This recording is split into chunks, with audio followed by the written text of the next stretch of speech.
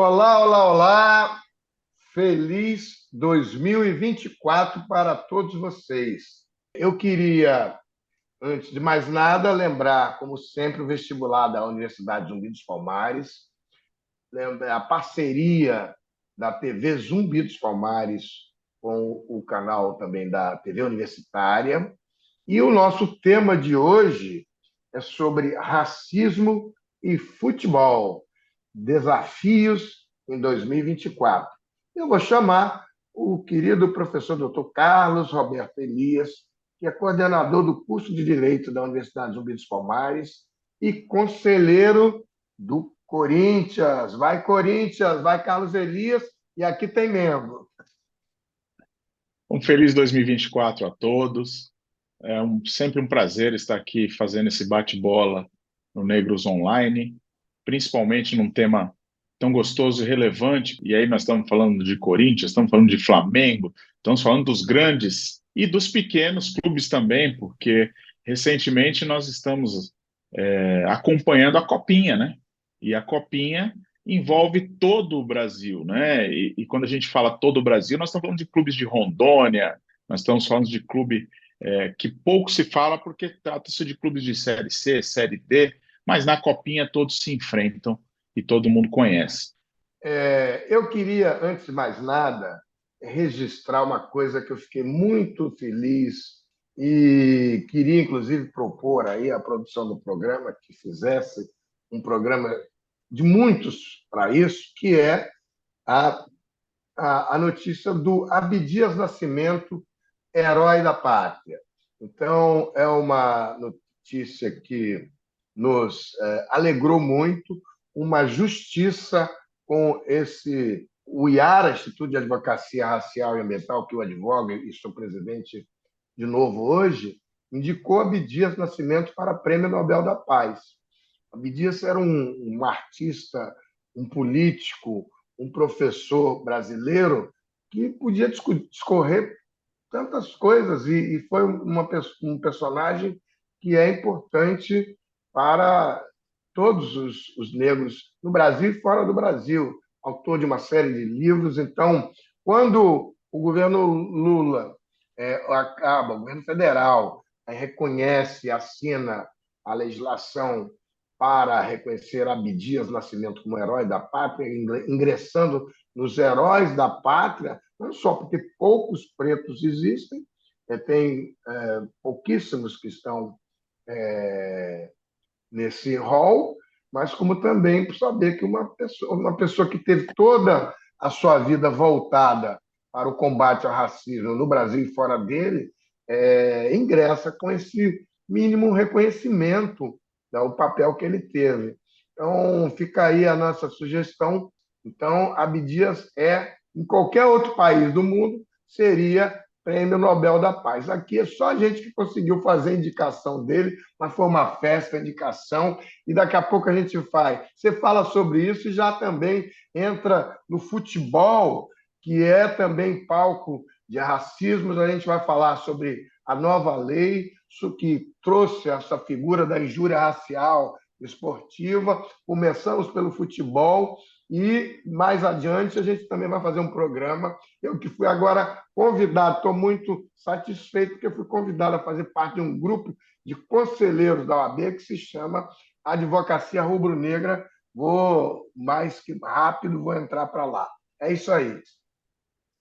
É importantíssimo quando nós falamos dos nossos heróis. É sempre um orgulho e uma sensação de conquista depois de tanta luta.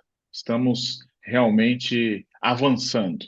E este avanço, a gente pode emendar o avanço com o avanço de casos de recorde de racismo no futebol. Vejam vocês, em 2022, nós havíamos registrado mais ou menos 120 casos. Em 2023, com o reflexo anterior, nós tivemos um aumento de mais de 50% em relação à temporada anterior, com uma surpresa ainda maior, né? Uma luta constante nos casos europeus. Nós tivemos aí gravíssimo acompanhando Vini Júnior, né? Todo mundo acompanhou isso. E aqui no Brasil, nós tivemos uma mudança de postura da CBF, porque a CBF, através de seu primeiro presidente negro, né, a ocupar a presidência da entidade, a CBF inovou com vários seminários do tema, convocando diversas pessoas ativistas para falar e ainda colocando no seu regulamento geral de competições um efetivo artigo para combate do racismo, né? Então, só que o que que isso ocorreu? Nós tivemos várias denúncias e ainda não tivemos julgamentos dessa questão do regulamento geral de competição. Então, nós estamos aqui batendo esse papo para dizer o seguinte: a legislação ela é implantada, porém, efetivamente, a gente não tem um retorno imediatista, como todo mundo gostaria que tivesse, né? Mas a minha visão, e eu trago isso para o professor Humberto Adami, para ele ver se ele corrobora com o meu entendimento, é que se nós tivermos um aumento nos casos de racismo, nós tivemos um aumento no caso de denúncias também. Isso demonstra o quê? Que nós estamos encorajando as pessoas e os clubes a acatarem as denúncias e serem provocados para tomar providências, né? É claro que nós estamos provocando a questão da legislação, que nós não tivemos retorno, mas a mim me chama a atenção essa questão do aumento de denúncias. Professor, o senhor entende da mesma forma? Olha, isso é uma perspectiva em que nós que somos cabelos brancos, inclusive da advocacia, eu estou com 44 anos de advocacia, 65 anos de idade, eu sei que não parece, mas eu formei em dezembro de 80. E, ao longo do tempo, o que a gente percebe é que, muitas vezes, quando há essa onda, aumentaram as notícias de racismo, não. A verdade é que mais e mais pessoas recebendo essas denúncias, inclusive inicialmente projetadas pelo movimento negro brasileiro, elas passam a exercer esse direito, se sentem realmente encorajadas a fazer denúncias. Agora, é preciso chamar a atenção que as denúncias de racismo são coisas muito sérias. Você tem que fazer com muito cuidado para você não ter uma invertida, que é a denunciação caluniosa, que até pouco tempo atrás é um crime e tinha uma previsão de penalidade do mesmo tamanho da injúria racial. Essa lei, que 14.532, o número correto, se tiver, é isso mesmo? Isso mesmo. Fui de memória aqui e a memória tem falhado. É, então, essa lei ela ampliou para 5 anos a penalidade da injúria racial, inclusive pela questão desportiva. Penso que a lei é falha ao não permitir entre a denúncia e já a prisão, porque não tem a previsão de estabelecimento de fiança, né? E acho que isso é uma falha. O próprio processo já é uma penalidade. Quando você vai para prisão única e exclusivamente, sem botar a prestação de penas de serviço comunitário, né, penas alternativas, e vai só para a prisão, para a cadeia, você enfraquece a, a legislação, porque você vê a dificuldade dos agentes de repressão, dos agentes penais, de dar cumprimento a essa lei. Então, acaba um descumprimento geral, você vai para mais uma lei para inglês ver, lembrando a lei do feijão. Então, é preciso ter uma gradação maior em que o processo já é uma penalidade, mas também você não ir para a cadeia, você ficar lá prestando serviço comunitário, por exemplo, na Universidade Zumbi dos Palmares, nas entidades do movimento negro em geral, a pessoa, inclusive, está em contato com toda essa temática racial. Essa é uma falha grave que eu venho fazendo desde o início, há um ano, e o meu desafio é sempre para passar a bola para você, duas coisas.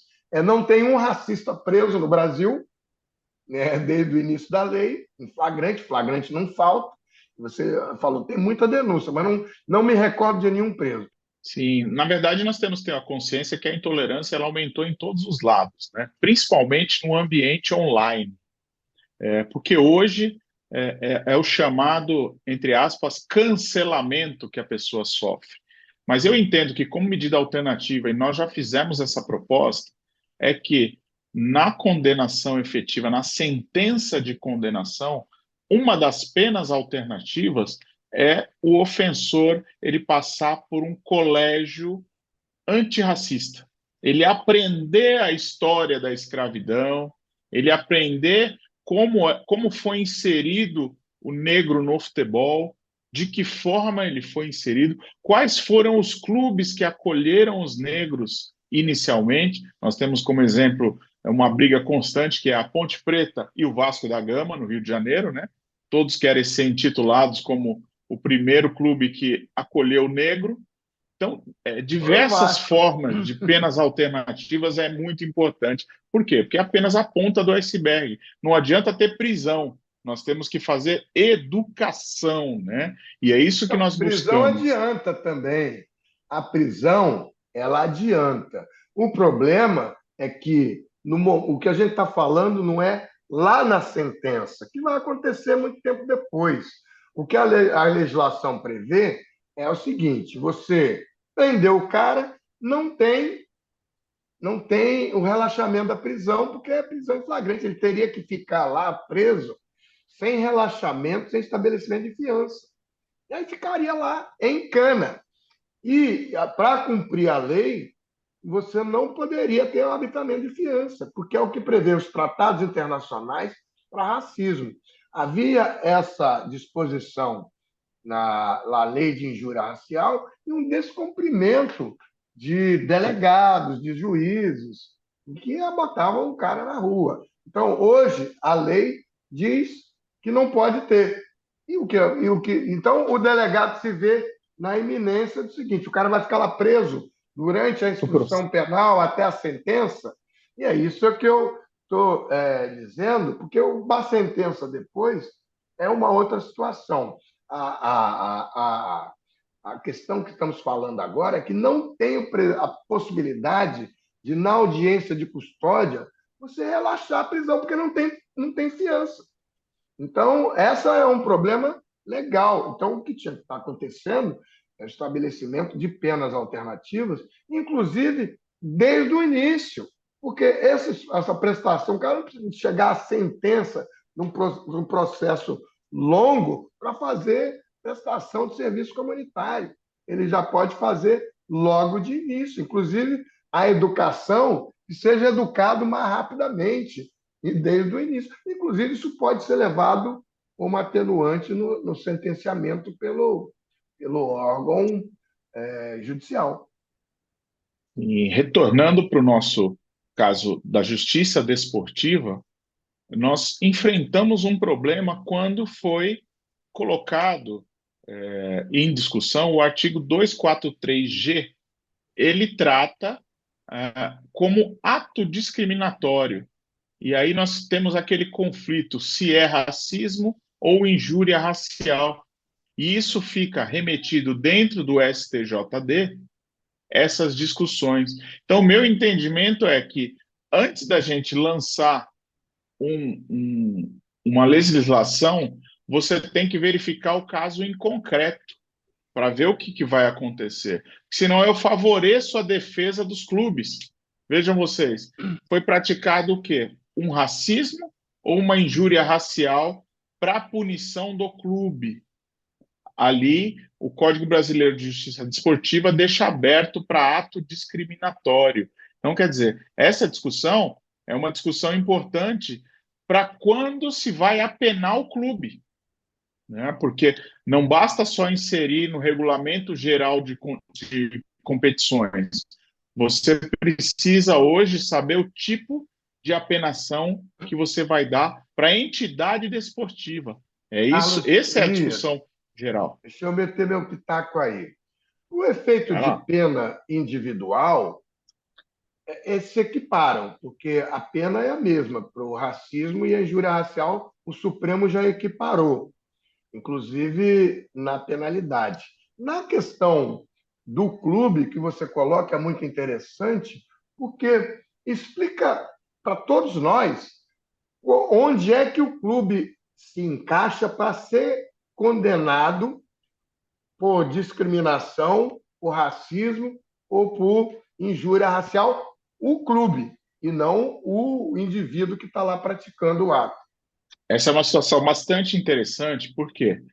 Porque quando o clube é mandante, ele é mandante do jogo, ele passa a ser responsável por todo o artefato que culmina naquele evento desportivo. Então, por exemplo, se é praticado um ato discriminatório, e aí sim a pessoa é remetida ao juizado especial criminal ali, como nós vimos vários exemplos nas competições sul-americanas dos argentinos que foram presos, o nosso regulamento geral de competições prevê que o mandante é responsável por aquele ato.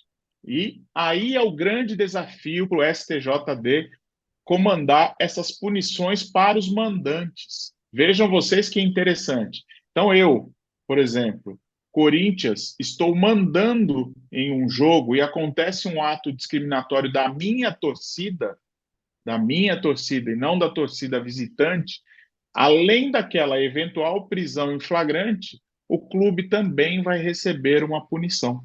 Então é isso que é interessante nós manejarmos. Nós conseguimos mexer hoje com os clubes. Então a entidade hoje, pelo menos no Corinthians, que tem uma diretoria específica de relações institucionais, essa diretoria é responsável por educar a sua torcida. Olha, se acontecer algum ato discriminatório aqui no nosso meio, o clube vai sofrer punição. Então, quer dizer, essa mescla de você trazer a sua torcida organizada para palestras passa a ser de responsabilidade do clube. E é isso que nós estamos ingressando para trazer de novidade para você que está nos assistindo. Então, você imagina o seu Flamengo está disputando ali uma partida importantíssima e acontece um ato discriminatório dentro da torcida do Flamengo e o seu Flamengo pede, além do mando de campo, 3 pontos importantes por esse Foram, ato. Eu foram acho que aí sim, botafoguenses sacode infiltrados. torcedor. Mesmo sendo botafoguetes infiltrados, que é o discurso aí, foi até o discurso para o 8 de janeiro, né? Um absurdo, né? Tudo é É, infiltrado, ninguém tem responsabilidade. E, na verdade, assim, isso choca muito essa questão de você mexer com os clubes. Então, eu entendo que o STJD, o ano passado, ele demorou para dar uma pronta resposta para a sociedade, e ele vai ter que fazer isso obrigatoriamente nesse primeiro semestre de 2024, e vai chocar muita gente. Então, nós temos que trabalhar no âmbito preventivo. Vamos sim fazer palestra dentro dos clubes. Nós temos que aproximar o torcedor à realidade do que pode ocorrer e a responsabilidade do clube mandante. Essa é o meu recado inicial, né? Trazendo esse desdobramento aí infeliz que aconteceu na Copinha agora, porque é um desdobramento que não sei se todos vocês sabem, mas teve aí um aliciamento do atravessador de apostas aí desses bet que estão tendo, né? Para que o goleiro sofresse 2 gols na partida da Copinha aí. Então, quer dizer, é um outro tipo de desdobramento que nós estamos tendo de aliciamento. Então, são temas interessantíssimos que mexem com a cabeça do torcedor. Então, eu devolvo para você, Adame, para você fazer o nosso encerramento e é.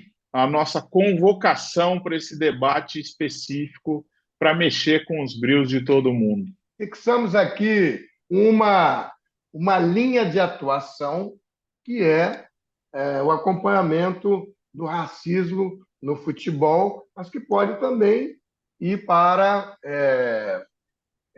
outros campos das atividades desportivas. Então, sobre ainda o impacto do Abdias Nascimento, herói da pátria, né, a gente quer dizer que o Abdias ele tinha um discurso muito importante que eu fiquei gravado aqui várias vezes. Ele falou e publicou um artigo. Está disponível para você no YouTube, na internet.